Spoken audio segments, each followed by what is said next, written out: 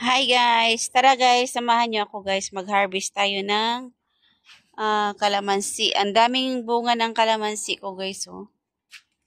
Oh. Ang sipag niya mamunga.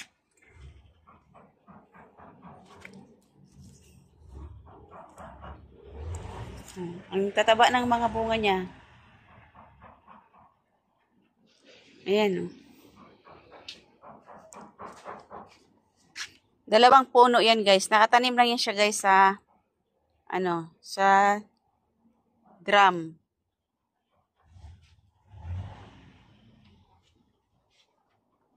Paikot yan oh. Ang dami niyang bunga. Ano siya? Dwarf calamansi. Dwarf calamansi. Oh, ang daming bunga. Ang sipag niya talaga mamunga guys. Tara, mag-harvest na tayo.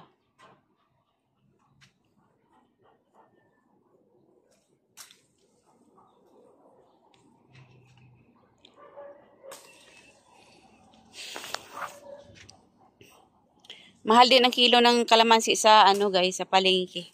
O ito, libre na. Kasi ako guys, nagbibenta ako ng siumay. So, fresh yung kalamansi na ilalagay ko. Fresh from the garden. Natanggal pa yung nasama.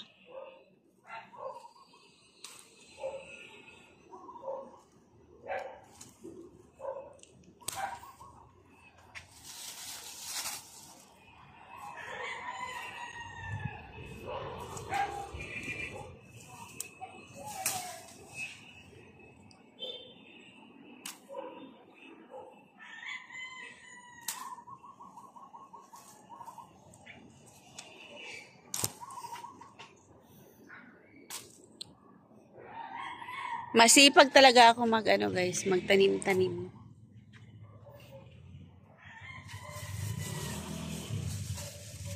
Meron din kangkong.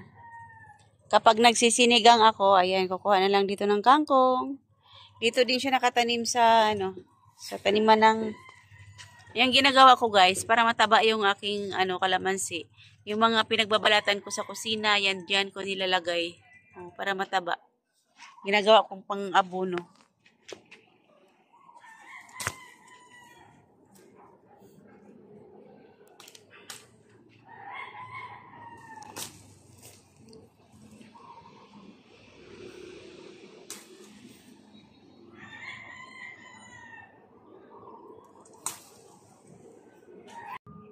Yan yung resort.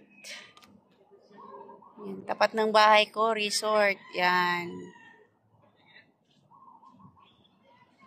Tapos, private resort lang yan guys. Private resort. Tapos ito naman, yan, warehouse ng yan. Ripakan ng mga paminta, asin, turmeric. Yan.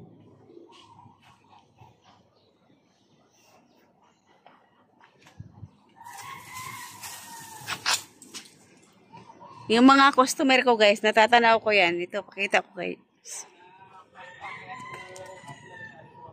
Ayan yung customer ko guys. Oh. Tatawagin ko. Rustin! Rustin! Yan sila guys. Oh. Break time nila ngayon. Yan sila.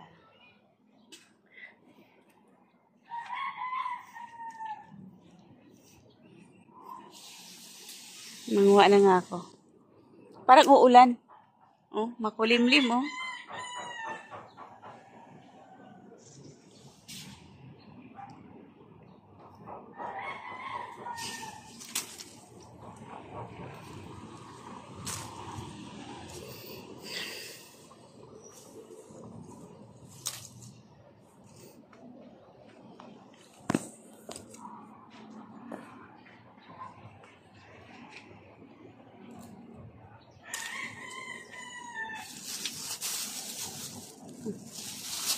Ang dami na ako nakuha.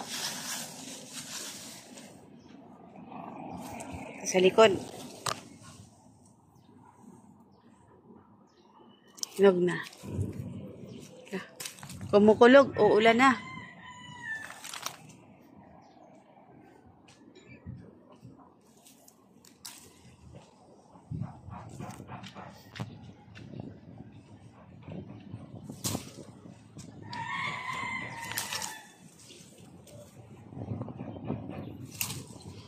Ang daming dahon ng malunggay ko, guys, oh. Yan. Yan, mga malunggay ko. Dami. Ang daming dahon.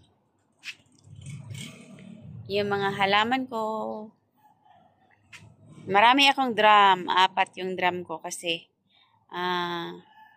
mahirap umakyat yung tubig pag pag araw. Gabi lang umakyat yung tubig.